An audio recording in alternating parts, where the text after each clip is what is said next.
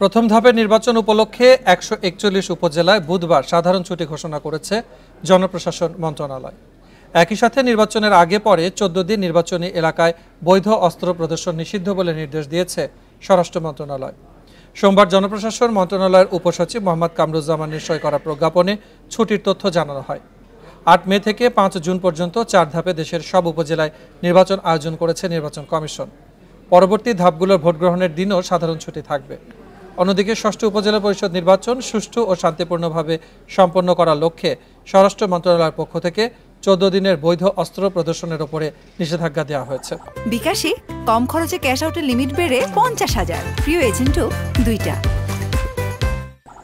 মন্ত্রণালয় জানায়, নির্বাচনী এলাকায় ভোট গ্রহণের আগের ৭ এবং পরের ৭ দিন বৈধ অস্ত্র সহ চলাচল, বহন ও প্রদর্শন করা যাবে না।